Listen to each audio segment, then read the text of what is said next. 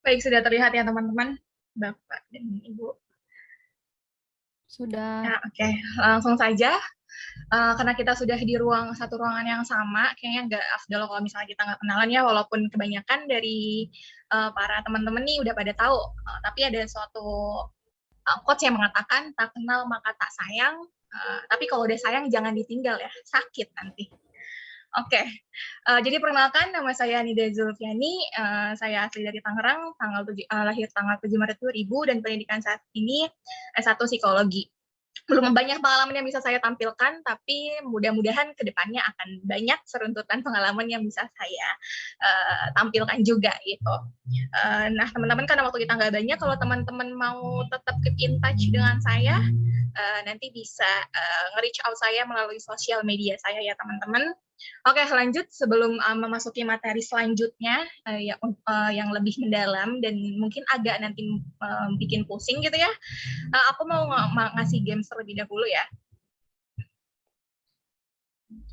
Oke, jadi di sini ada mass upwards namanya. Jadi nanti diberikan kata yang tidak tersusun hurufnya secara rapi. Nanti peserta teman-teman ditugaskan untuk menyusun huruf menjadi sebuah kata. Nanti teman-teman kalau udah tahu dan menemukan jawabannya bisa tulis di kolom chat ya teman-teman. Nah, yang pertama ada huruf A, H, U, T, N, E, C, E, T.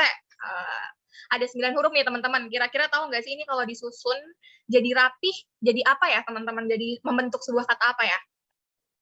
Autentik, Kak. Ya, betul banget teman-teman. Autentik. Oke, selanjutnya ya. Ada E, R, O, P, S, A, L, N dengan jumlah huruf 8. Apa teman-teman kira-kira? Personal, Kak. Betul banget. Nah, yang ketiga ada R, B, N, A, N, I, G, D. Branding. Yes. Betul. Kayak gampang banget ya ini tebak-tebakannya. Nggak apa-apa, daripada mumet-mumet kan, jadi harus gampang.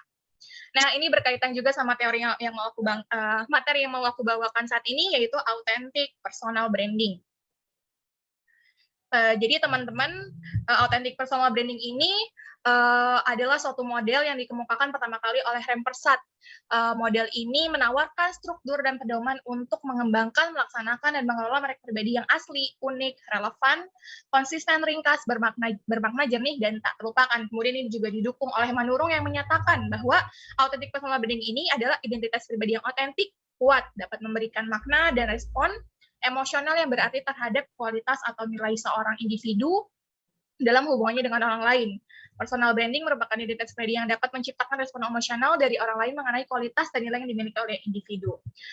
Di sini terdapat 8 dimensi authentic personal branding. Yang pertama ada keautentikan, integritas, konsistensi, spesialisasi, relevan, visibilitas, persistensi, dan goodwill.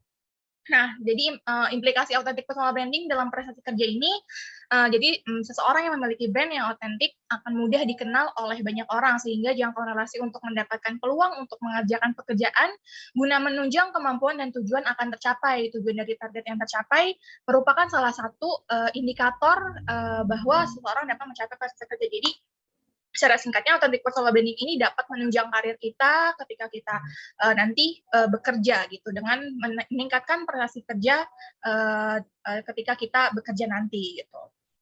Kemudian balik dari tadi 8 dimensi yang sudah disebutkan, implikasinya salah satunya dari keautentikan nih. Jadi keautentikan ini memberikan kesan melekat pada orang lain karena mudah untuk diingat dan identifikasi. Jadi orang-orang ini nanti akan mengenali diri kita secara mudah karena kita memiliki ciri khas yang otentik yang tidak dimiliki oleh orang lain. Kemudian dimensi kedua itu ada tadi integritas. Jadi dalam dunia kerja itu mengetahui dan mengakui kelemahan merupakan sesuatu yang harus diketahui secara terbuka. Integritas mencerminkan sikap jujur dari kepribadian seseorang, dan hal ini menunjukkan bahwa individu ini tahu bahwa sampai mana sih kapabilitas dirinya dalam dunia kerja. Individu yang mempunyai integritas yang dapat memahami tanggung jawab dan kewajiban pekerjaannya, serta apa saja menjadi hak dan aturan yang harus dipatuhinya, jadi mereka tahu gitu. Kemudian tadi ada konsistensi, jadi sebagai gambaran bahwa seseorang tetap stabil dalam menjalankan dan mengembangkan apa yang menjadi keahliannya dari awal. Kemudian terus ada Dimensi kelima ada relevan, sikap dan tingkah laku menjadi hal yang penting untuk menunjang penguatan brand yang dibangun. Jadi kesesuaian antara sikap dan tingkah laku ini dengan brand yang akan dibangun akan mempermudah penyebaran promosi diri kepada lingkungan luar. Kemudian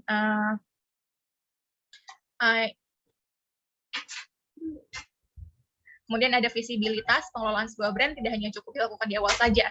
Jadi individu secara terus-menerus harus mampu memunculkan kesan yang kuat agar keberadaannya itu tetap disadari oleh lingkungan-lingkungan luarnya. Kemudian dimensi ketujuh ada persistensi atau kegigihan, jadi berkontribusi paling tinggi nih, jadi individu terus bertumbuh dan berkembang dalam proses kehidupannya. Proses tumbuh dan berkembang ini akan berdampak kepada proses perkembangannya juga dalam dunia karir. Kegigihan yang tinggi menjadikan seseorang terus bersemangat dan tidak mudah menyerah dalam menghadapi situasi-situasi yang sulit yang sedang dihadapi. Kemudian yang terakhir ada goodwill, individu dapat bertahan karena hal-hal yang baik dan positif makanan hidup dan apa yang terjadi di dalamnya. Jika diaplikasikan dalam persepsi yang positif akan memberikan dampak yang baik dalam diri individu. Jadi begitu teman-teman bahwa ternyata authentic personal branding ini sangat berpengaruh signifikan terhadap prestasi kerja nanti kita di dalam dunia karir gitu teman-teman. Nah, jadi karena tadi aku udah menjelaskan beberapa materi ya, aku mau sedikit tahu tentang apa sih yang udah didapetin dari teman-teman dari penjelasan yang telah aku jelaskan tadi gitu. Mungkin dari Widya bisa. Aku butuh 1 sampai 2 orang. Halo Kak Nida. Halo. Ya, insight yang aku dapetin sih untuk authentic personal branding itu bisa membantu kita dalam memperkenalkan potensi apa nih yang kita punya gitu kan, terutama di dunia karir itu yang sangat membantu diri kita. Nah, authentic sendiri itu kan suatu hal yang unik ya dalam diri kita, itu yang harus kita bangun serta kita promosikan kepada orang lain, itu sih Kak. Ya, benar banget. Terima kasih Widya atas penjelasan insight yang sudah didapatkan. Oke, karena saya rasa waktunya sudah habis ya, jadi cukup 1 orang saja yang memberikan insight. Sekian untuk presentasi latihan jadi trainer. Kurang lebihnya mohon dimaafkan. Saya kembalikan kepada Pak Dr. Anton.